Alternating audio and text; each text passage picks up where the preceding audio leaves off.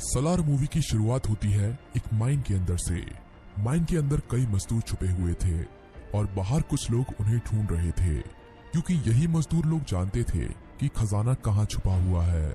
उन गुंडों में से एक आदमी इन लोगों को ढूंढ लेता है और सभी लोगों को इकट्ठा करके वहां पर ले आता है। तभी वहां पर एंट्री होती है हमारे प्रभास की, जो फिल्म में सलार का रोल निभा रहे हैं। सलार अपने सैनिकों के साथ उन लोगों पर हमला कर देता है और सभी को मार देता है और उन सभी मजदूरों को अपने साथ लेकर वहां से चला जाता है। सलार कहता है कि डरो मत, आज से तुम्हारी जिम्मेदारी मैं उठाऊंगा, तुम मेरे साथ रहना और मेरे लिए काम करना। इसके बाद सलार इन सभी को उसी माइन की खुदाई में लगा देता है जो तबाह हो चुकी है।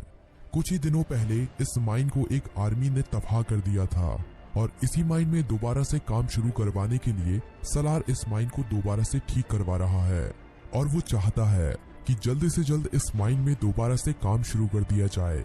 इस बात का अभी तक सरकार को नहीं पता है कि कोई इन सभी माइनों को दोबारा से शुरू करना चाहता है।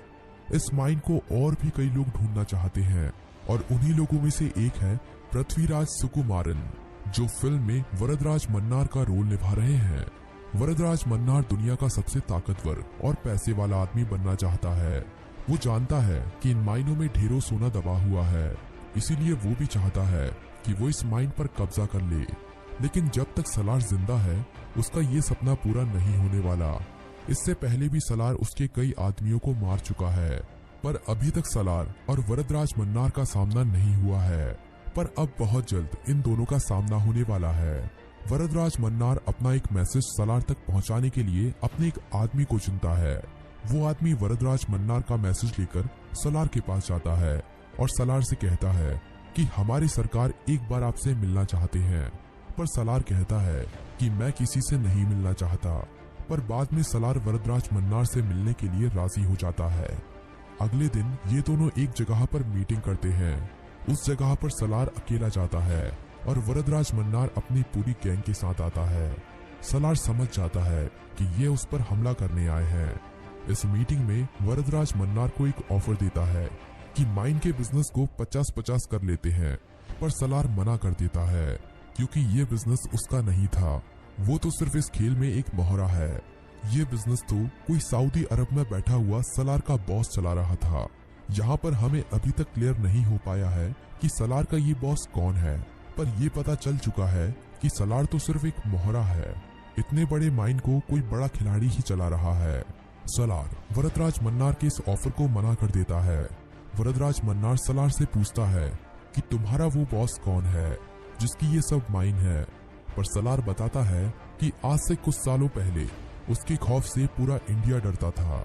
सभी लोग सोचते थे कि वो मर गया है, पर एक राज की बात ये है कि वो आज भी जिंदा है और मैं ये राज की बात तुम्हें इसलिए बता रहा हूँ क्योंकि तुम भी बहुत जल्द मरने वाले हो। ये सुनने के बाद वरदराज मन्नार सलार से कहता है कि तुम अकेले हो और मैं अपनी पूरी गैंग के साथ हूँ। मौत मेरी नहीं तुम्हारी आई है। इसके बाद सलार एक पहाड़ी की तरफ इशारा करता है और तभी सलार के सभी सैनिक वरदराज मन्नार की पूरी गैंग को चारों तरफ से घेर लेते हैं और एक एक करके वरदराज के सभी साथियों को मार देते हैं। लेकिन सलार वरदराज मन्नार को जिंदा छोड़ देता है। सलार कहता है कि जाओ और हो सके तो दोबारा हम पर हमला करने की सोचना भी मत, नहीं तो कुत्ते की मौत मारेंगे। वरदराज की बेइज्जती होने के बाद वरदराज अपनी जान बचाकर भी सलार से बदला लेना चाहता था, इसीलिए वरदराज अपने भाई से मदद मांगने के लिए जाता है। वरदराज और उसके भाई की कभी नहीं बनती थी, लेकिन सलार से बदला लेने के लिए ये उसके पास जाता है। वरदराज मन्नार के बड़े भाई का नाम होता है राजा मन्नार और इसका रोल फिल्म में जगपति बाबू निभा रहे हैं। राजा मन्नार काफी खतरनाक आदमी है।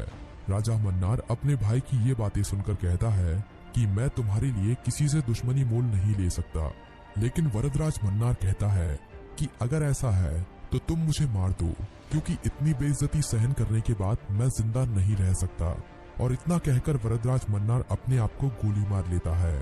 ये देखकर राजा मन्नार पिघल जाता है और अपने भाई का बदला लेने की खुद ठान लेता है।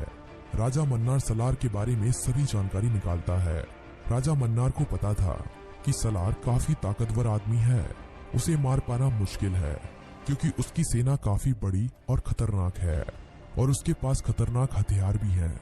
इसीलिए उसे मारने के लिए एक काफी अच्छे प्लान की जरूरत होगी। अब हमें सलार को दिखाया जाता है।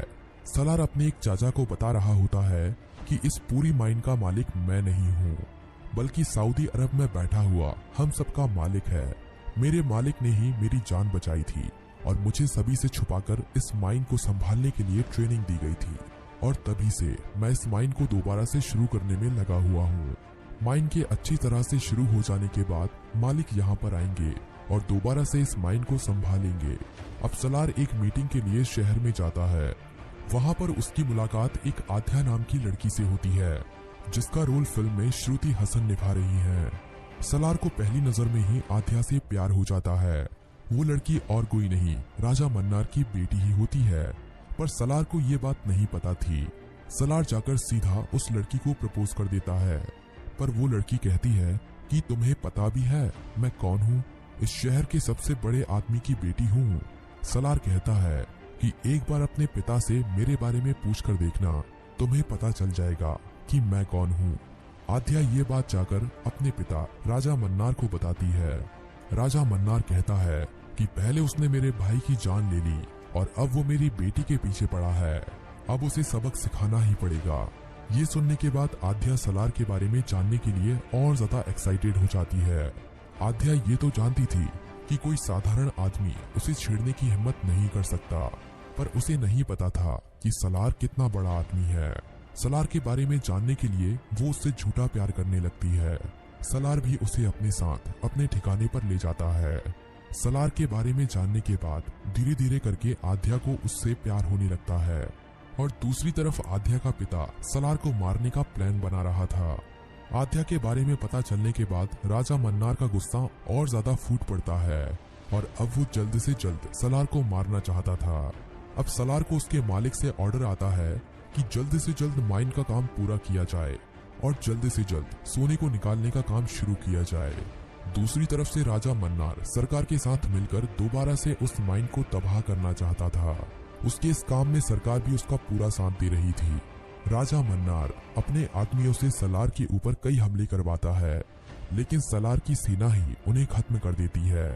राजा मन्नार प्लान बनाता है कि कैसे ना कैसे सलार को उस माइन से बाहर निकालना होगा, तभी उसे मारा जा सकता है। राजा मन्नार अपनी बेटी को फोन करता है कि वो इस शादी के लिए राजी है, इसीलिए वो सलार और आध्या को अपने घर बुलाता है। आध्या तो जाने के लिए मान जाती है, पर सलार को पता था कि कुछ तो गड़बड़ है।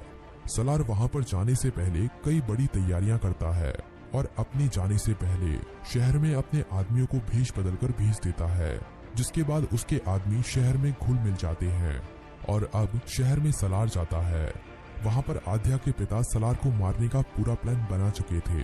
उन्होंने अपने लोगों को बंदूक देकर चारों तरफ तैनात कर दिया था, पर सलार ने उनके इस प्लान पर पानी फेर दिया, क्योंकि सलार उनके घर में मिलने के बजाय कहीं बाहर मिलना चाहता था। ये शर्त राजा मन्नार मान लेता है और एक होटल को बुक कर लेता है और उस होटल में अपने आदमियों को भेष बदलकर उन्हें वेटर बना देता है। सलार होटल में आता है और वहीं पर राजा मन्नार भी मौजूद रहता है।